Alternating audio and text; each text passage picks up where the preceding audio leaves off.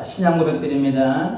전능하사 천지를 만드신 하나님 아버지를 내가 믿사오며 그 외아들 우리 주 예수 그리스도를 믿사오니 이는 성령으로 잉태하사 동정녀 마리아에게 나시고 본디오 빌라도에게 고난을 받으사 십자가에 못 박혀 죽으시고 장사한 지 사흘 만에 죽은 자 가운데서 다시 살아나시며 하늘에 오르사 전능하신 하나님 우편에 앉아 계시다가 저리로서 산 자와 죽은 자를 심판하러 오시리라.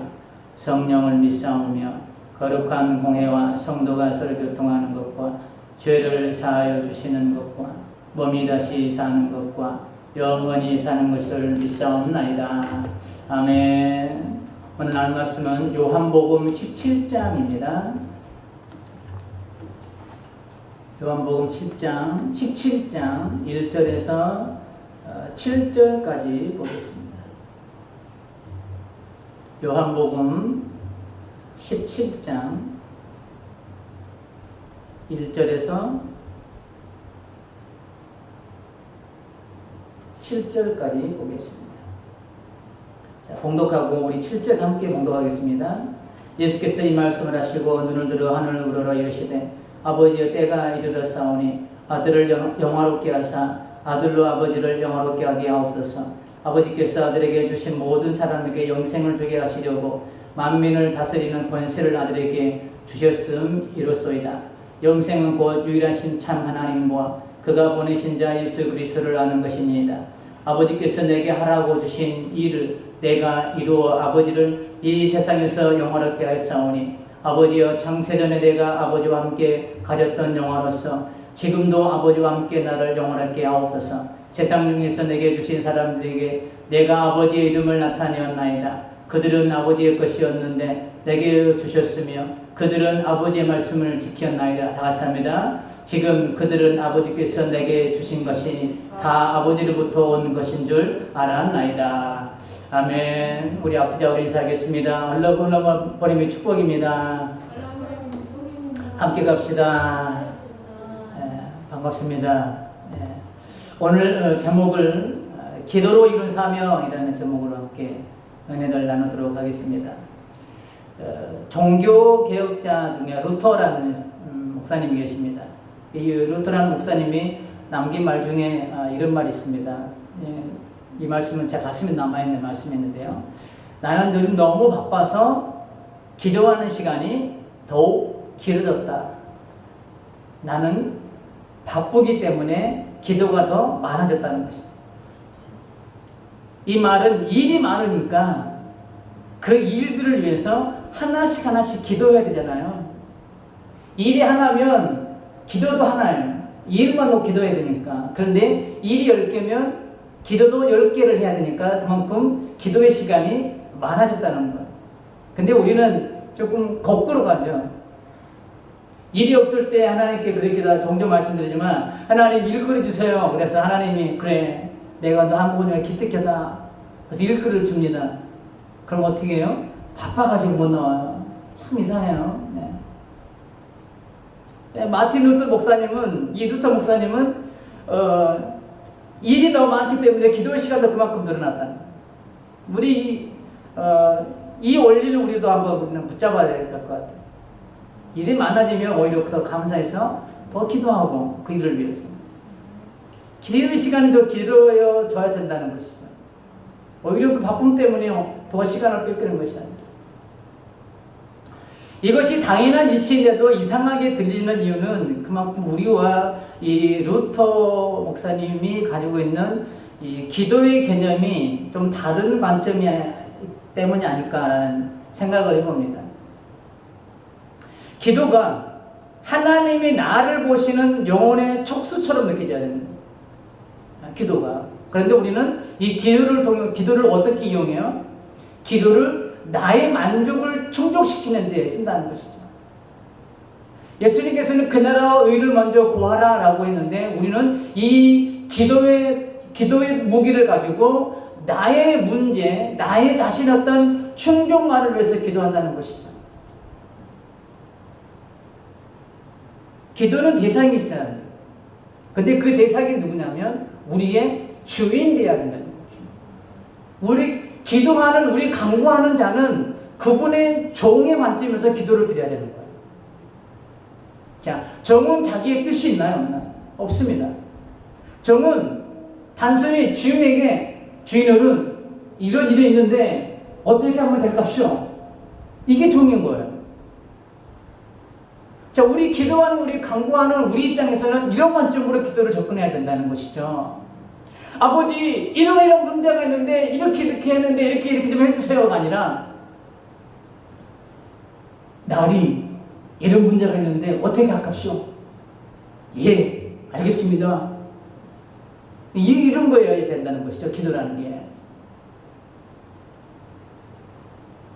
오늘 본문을 이루고 있는 예수님의 기도의 내용을 살펴보면 자신을 위한 기도가 아닌 하나님 아버지의 뜻을 이루기 위한 기도임을 알 수 있습니다. 예수님은 실질적으로 자신의 뜻을 위한 기도를 하신 것이 아니라 아버지의 뜻이 이루어지도록 간구하셨죠. 그게 겟세마네 동산에서 하셨던 기도예요. 마가복음 14장 36절에서는 이렇게 말씀하고 있습니다. 이르시되 아빠 아버지여 아버지께서는 모든 것이 가능하오니 이 잔을 내게서 옮기시옵소서. 그러나 나의 원대로 마셨고 아버지의 원대로 하옵소서. 자신의 뜻이 아니라 아버지의 뜻으로 구하고 있습니다. 그리고 예수님은 바쁘고 힘든 사역하는 가운데도 기도의 자리를 놓치지 않았습니다. 하루의 사역을 시작하기 전에도 동이 트기 전에 한적한 곳에 가시사 기도하셨어요. 그리고 사역을 마친 후에도 제자들을 먼저 다른 동네로 보내시고 예수님은 한적한 곳에 가셔서 하나님과 독대하는 시간을 가졌어요. 누가복음 5장 16절에 기록하고 있습니다. 예수님은 물러가사 한적한 곳에서 기도하시니라. 이게 예수님의 시작과 끝이에요. 하루의 시작과 끝. 예수님은 기도하지 않아도 충분히 모든 것을 이룰 수 있는 분인데 그럼 예수님은 왜 이렇게 처절하리만큼 겟세마네 동산에서 어떤 복음서에서는 땀방울이 핏방울이 되도록 그렇게 절규하시면서 기도를 하셔야만 했을까요? 그 이유는 본문 4절에 나와 있습니다. 4절. 오늘 4절을 자주 볼 텐데요. 4절 한번 볼까요? 아버지께서 내게 하라고 주신 일을 내가 이루어 아버지를 이 세상에서 영화롭게 하였사오니. 자, 어떻게 시작합니까? 아버지께서 내게 하라고 하신 일. 예수님이 그렇게 처절하게 기도했던 그 이유가 바로 아버지께서 내게 하라고 하신 이 사명을 이루기 위해서 예수님은 그렇게 처절하게 기도할 수밖에 없었습니다. 아버지의 뜻을 이루기 위해서. 하나님께서 예수님을 통해서 하라고 명령하신 일이 무엇입니까? 예수님 자신이 십자가에 못 박혀 죽으심으로 온 인류를 죄 가운데서 구원한 것 아니겠어요? 예수님은 자신이 어떤 모습으로 죽게 되는지 알고 계셨어요. 공에 잡혀서 많은 수난을 당하신 후에 십자가에서 처절하게 돌아가 죽어야만 했던 걸 예수님 알고 계셨어요. 그 십자가의 죽음은 인간으로서는 감당하기 힘든 죽음이기에 할 수만 있으면 이 잔을 내게서 옮겨달라고 지나가게 해달라고 기도했을까요? 그 죽음이 얼마나 두려웠습니까? 그 죽음이 얼마나 처절했습니까? 예수님의 이 기도는 자신의 뜻을 구하고 자신의 뜻을 이루는 자리가 아니라 하나님 아버지께서 하라고 하신 일, 곧 사명을 이루는 자리였습니다. 예수님의 기도의 자리는 하나님 아버지의 사명을 이루는 자리가 되었다는 것이죠. 자기의 뜻을 이루는 자리가 아닙니다. 다른 표현으로는 기도하지 않고서는 하나님의 뜻을 이룰 수 없다는 것을 우리에게 단면적으로 보여주는 또 다른 말씀인 거예요. 그렇습니다. 우리 개개인에게도 하나님께 주신 사명이 있습니다. 분명히 있어요. 그 사명을 감당하기 위해서는 하나님의 은혜가 전적으로 필요합니다. 살리는 것은 영이니 육은 무익하니라. 육의 생각은 사망이니라. 그렇기 때문에 우리가 기도하지 않으면 우리의 육의 생각들이 툭툭 튀어나옵니다. 사망의 것들이 튀어나와요. 그래서 우리는 그 기도의 시간들을 통해서 하나님으로부터 은혜들이 공급돼야 돼요. 그 은혜들이 내 안에 채워진 것들이 그 은혜가 다시 흘러가야 된다는 것이죠. 대표적인 예로 우리 한 인물을 찾아보면 다윗을 우리가 한번 살펴보면 다윗은 어디 가나 하나님의 뜻을 물었습니다. 특히 전쟁을 나갈 때는 사무엘하 5장 19절을 보면 블레셋과의 전쟁에서 다윗은 몇 번의 승리를 합니다.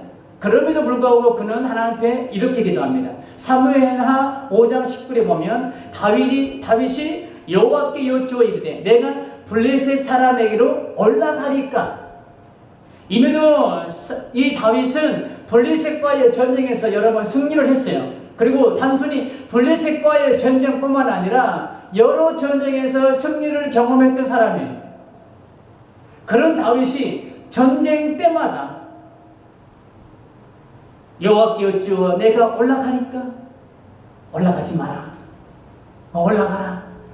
올라가 승리합니다. 또 올라가니까 그래 올라가라. 이번에는 뽕나무 뒤에서 발걸음 소리가 나오면 너희가 전진하라. 계속 하나님께 묻습니다. 다윗을 다윗되게 만드는 또 하나의 모습인 거예요. 하나님께 계속 여쭙던 거예요. 자기 경험을 의지하지 않습니다.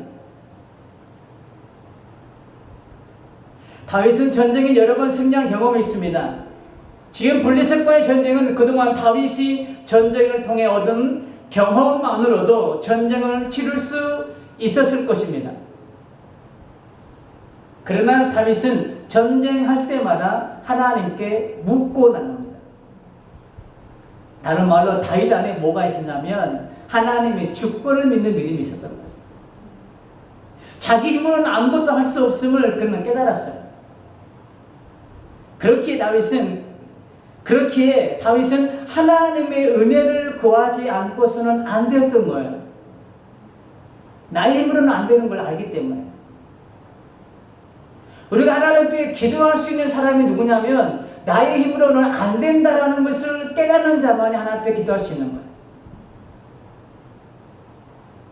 이걸 깨닫지 못하면 우리 하나님 앞에 절대적으로 기도하지 않습니다. 내가 가지고 있는 힘으로 뭔가를 해보려고 하지. 우리는 하나님의 은혜의 힘이 아니면 육신의 생각, 인간적 욕망을 이길 수 없습니다. 이것을 잠재울 수 있는 힘이 없어요, 우리에게는. 육신의 생각은 사망입니다. 그렇기 때문에 하나님의 은혜가 아니면 사망을 가져오는 육신의 생각과 같은 독약이 섞인 독곡물을 살포할 수밖에 없는 거예요.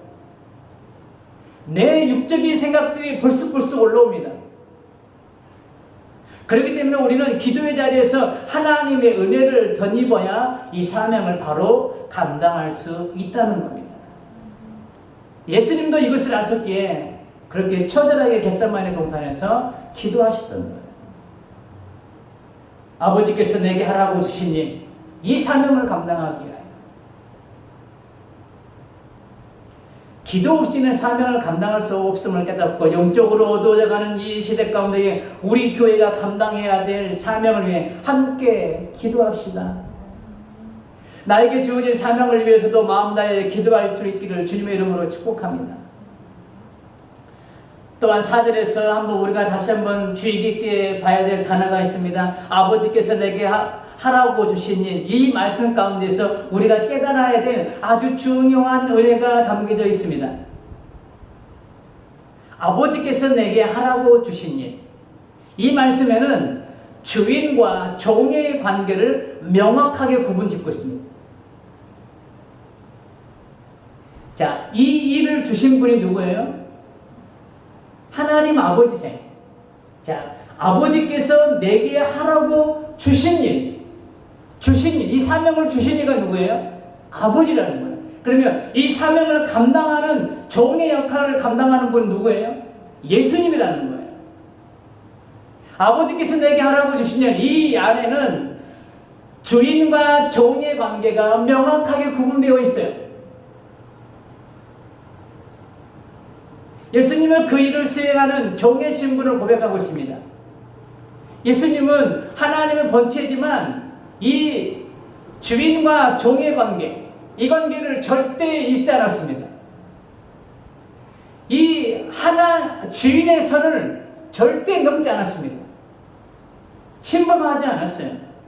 자, 그것을 빌립보서 2장 6절과 7절에서 우리가 볼 수 있어요. 그런 근본 하나님의 본체시나 하나님과 동등됨을 취할 것으로 여기지 않으시고 오히려 자기를 비워 종의 형체를 가지사 사람들과 같이 되셨다라고 말씀하고 계세요. 하나님의 본체시지만 그것을 포기하고 종의 자리로 내려온 거예요. 종의 자리로 내려와서까지도 이 예수님은 종의 신분을 잊지 않았습니다. 아버지를 주인처럼 섬겼어요. 그래서 지금 4절에서 그렇게 지금 고백하고 있는 거예요. 아버지께서 내게 하라고 주신 일.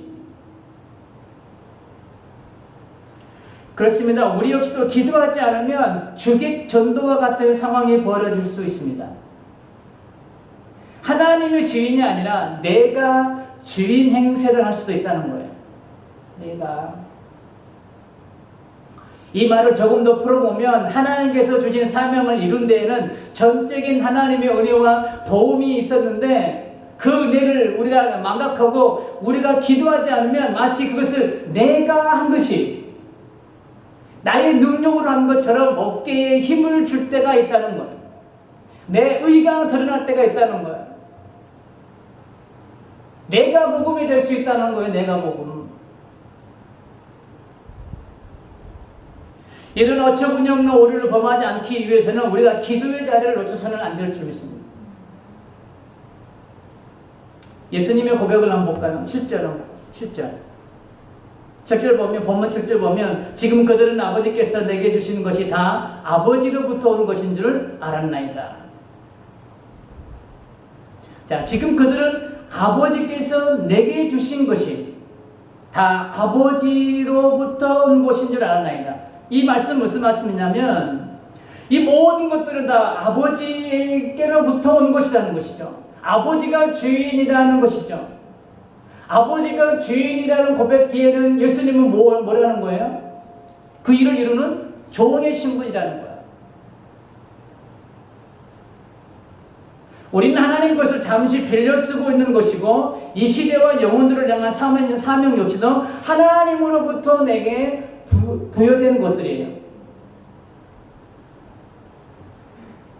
그래서 내 안에는 항상 자리 잡고 있어야 하는 것이 있는데 그것이 뭐냐면 나는 하나님의 것을 잠시 맡고 있는 청직이라는 사실을 잊지 말아야 됩니다. 우리는 이 청지기적 사명이 우리에게 있는 거예요. 우리는 잠시 하나님의 것을 빌렸을 뿐인 거예요. 다시 한번 말씀드리지만 이것을 잊지 않기 위해서도 역시 우리는 항상 깨어있어 기도의 자리를 고수해야 합니다. 그렇지 않으면 모든 것이 다 나의 노력에 의해서 얻어진 결과물이고 물질 역시도 하나님이 내게 허락하신 것이 아니라 내가 삶을 열심히 살아서 연봉도 올라가고 지위도 올라가고 그렇게처럼 착각하게 된다는 것이죠. 기도하지 않으면. 기도하지 않으면 내가 주인 행세를 하게 됩니다. 내 안에 교만이 스멀스멀 올라와요. 하나님 없이도 무엇인가 할 수 있다는 착각의 늪에 빠집니다. 이 착각의 늪에 빠지면 쉽게 빠져나올 수가 없더라고요. 그리고 조금 더 나가서 하나님이 받으셔야 하는 영광을 내가 가로채게 되는 엄청난 죄를 짓게 됩니다. 인간의 가장 본질적인 것이 뭔가요? 하나님을 영화롭게 하는 사명인 것입니다. 그런데 우리가 기도하지 않으면 이 인간으로서 가장 본질적인 하나님을 영화롭게 하는 이 사명마저도 망각해버리는 거예요. 예수님은 이런 사람들을 향해 경고의 메시지를 보냅니다. 마태복음 5장 13절에 보면 소금을 비유해서 이렇게 말씀합니다. 너희는 세상의 소금이니 소금이 만일 그 맛을 잃으면 무엇으로 짜게 하리요? 후에는 아무 쓸데없어 다만 밖에 버려져 사람에게 밟힐 뿐이니라. 본질을 잃어버린 사람들을 향해서 소금의 비유를 들어서 경고의 메시지를 알고 있는 예수님의 말씀입니다. 예수님의 사역을 보면 기도 없는 사역은 찾아볼 수 없습니다. 서두에 말씀드렸듯이 예수님의 하루 일과는 기도로 시작해서 기도로 마무리하셨어요. 그 힘든 사역 가운데서도.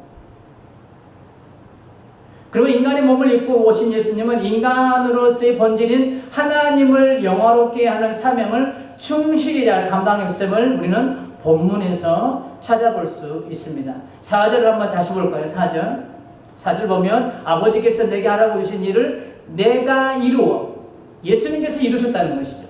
그 사명을 이루므로 말미암아 아버지를 이 세상에서 영화롭게 하였다라고 말씀하고 있습니다. 그 사명을 이루므로 인해서 하나님을 영화롭게 했어요. 그러니까 인간의 몸을 입고 오신 예수님, 인간이 본질적으로 가장 중요하게 번져야 될 하나님을 영화롭게 하는 것도 예수님이 친히 하셨다는 것이죠.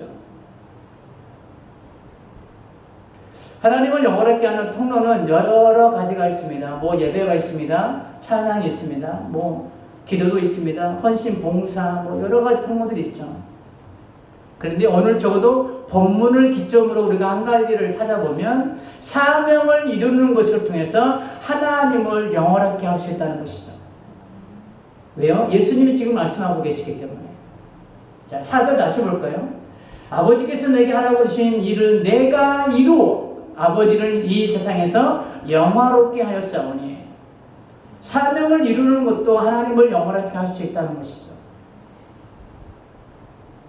시편 기자는 또 이렇게 말씀합니다. 시편 50편 15절 환난 날에 나를 부르나 내가 너를 건지리니 네가 나를 영화롭게 하리로다.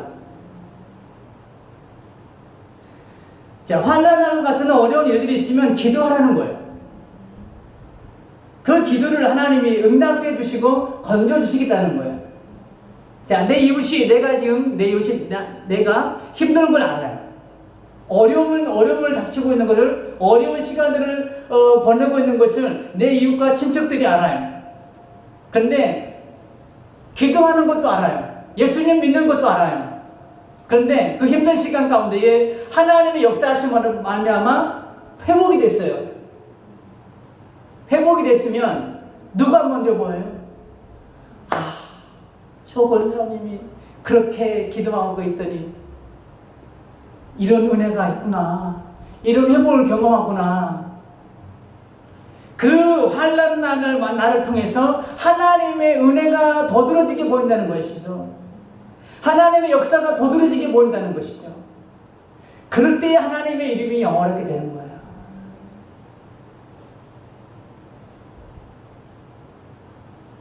그러니까 여러분의 환난 날은 하나님의 이름을 드러낼 수 있는 시간이며 하나님의 이름이 드러남으로 인해서 하나님을 영원하게 할 수 있는 또 다른 통로가 되는 것을 믿으시기 바랍니다.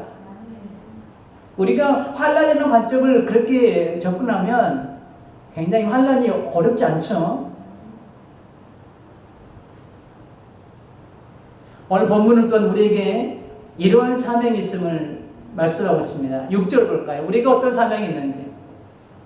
6절 봅니다. 세상 중에서 내게 주신 사람들에게 내가 아버지의 이름을 나타내었나이다.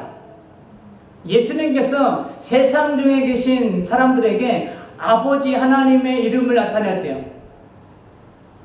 자, 아버지 이름을 나타내었나이다. 다른 표현으로 하나님의 뜻을 전했다는 것이죠. 이것을 오늘 우리에게 적용해 보면 이 복음을 전해야 될 사명이 우리에게 있다는 거예요. 예수님께서 세상 중에 있는 사람들에게 아버지의 이름을 전했던 것처럼 우리에게도 이 복음을 전해야 될 사명이 우리에게 있다는 것이죠. 아버지의 것. 하반절에 보면 세상 중에서 내게 주신 사람들에게 내가 아버지의 이름을 나타낸다. 그들은 아버지의 것이었는데, 아버지의 것. 이 단어에 한번 집중해 볼까요?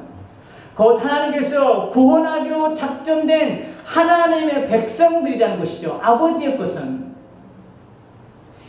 그 백성들에게 이 복음을 듣게 해야 된다는 것이죠. 우리가 때를 얻든지 못 얻든지 이 복음을 전해야 하는 사명이 우리에게 주어진 거예요. 예수님은 영원 구원의 사명을 이루기 위해서 길의 자리를 놓치지 않았습니다. 그렇듯이 예수님은 온 인류를 죄에서 구원하기 위해 자신의 목숨을 또한 아낌없이 희생하셨듯이 영원 구원의 길은 희생 없이는 갈 수 없고 기도 없이는 갈 수 없는 길이 이 길입니다. 이 사명의 길인 거예요. 사명이라고 그러니까 뭐 특별한 어떤 뭐 거창한 것이 아닙니다. 이번 주일날도 말씀드리겠지만 이 사명이라는 것은 크고 작음이 없는 거예요. 이런 아낌없는 희생을 치르기까지 예수님은 기도의 자리에서 치열한 자신과의 싸움을 하셔야만 했습니다. 이 사명의 길은 기도 없이 갈 수 없는 길이기 예수님 그렇게 기도하셨던 것입니다. 하나님을 영원하게 할 수 있는 또 다른 하나님, 아버지의 이름을 온 세상에 전하는 거예요. 이 사명을 이름으로 인해 하나님을 영원하게 하는 것이 될 줄 믿습니다. 그럼 이 복음을 전하는데 그러면 어떤 방식으로 그러면 전해야 되는 걸까? 예수님의 사역 방식에서 우리가 한번 팁을 한번 찾아보겠습니다. 마태복음 20장 28절 유명한 말씀입니다. 인자가 온 것은 섬김받으려 함이 아니라 도리어 섬기려 하고 자기 목숨을 많은 사람의 대속물로 주려 함이니라. 예수님께서 이 땅에 오신 목적을 잘 보여주고 있는 말씀이에요. 그리고 예수님은 이 말씀대로 사역을 하셨습니다. 이 말씀대로 삶을 사셨어요. 예수님은 해당에서 말씀을 가르치셨죠. 그런데 예수님의 삶을 보면 해당에서 말씀을 가르치는 곳으로 머물지 않습니다. 직접 행하시면서 말씀을 삶으로 보여주셨습니다.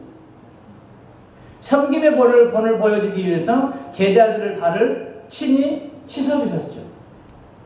사랑의 본을 보여주기 위해서 십자가에 위해서 자신을 못 박는 자들을 위해서 죄를 용서해달라고, 저들이 하는 짓이 무엇인지 알지 못하기 때문이라고, 아버지여 저들의 죄를 용서해달라고 그렇게 기도하셨던 분이에요. 자기 예수님을 부인하고 도망갔던 제자들을 다시 갈릴리로 찾아가셔서 그들을 사랑으로 품어주셨던 예수님이세요. 저는 친히 예수님은 사랑의 본을 보여주셨어요. 그러면서 제자들에게 이런 말씀하시죠. 요한복음 13장 34절 새 계명을 너에게 주노니 서로 사랑하라. 그 다음에 뭐라고 했냐면 내가 너희를 사랑한 것 같이. 예수님은 사랑하라고 말씀하시면서 그냥 사랑하라고 말씀하지 않았다는 것이죠. 내가 너희를 사랑한 것 같이 서로 사랑하라는 거예요.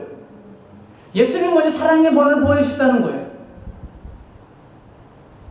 이처럼 예수님께서 가르치며 행하는 삶으로 보여주셨듯이 나에게 주어진 이 사명, 하나님의 이름을 세상 가운데 드러내는 이 사명은 말에만 그치는 것이 아니라 나의 삶에서 말씀을 행함으로 하나님을 이제는 전하는 것이 아니라 보여주는 삶이 되어야 한다는 것이죠. 전하는 것도 중요합니다. 그러나 그보다 더 중요한 것은 보여주는 삶이 중요한 거예요. 예수님을 보여주는 삶. 확연의 차이가 있습니다. 전하는 삶하고 보여주는 삶하고. 그때 나를 통해 하나님의 이름이 높임을 받으시고 하나님을 영원하게 하는 삶이 될 줄 믿습니다. 결론입니다. 우리 4절을 다시 한번 볼까요? 4절 아버지께서 내게 하라고 주신 일을 내가 이루어 아버지를 이 세상에서 영원하게 하였사오니. 아버지께서 내게 하라고 주신 일, 이 사명을 이루기 위해서 예수님은 기도의 자리에서 자신과의 싸움을 치열하게 하셨습니다. 그리고 하나님의 뜻을 온전히 다 이루시고 하나님을 영원하게 하는 자리까지 나아갔습니다.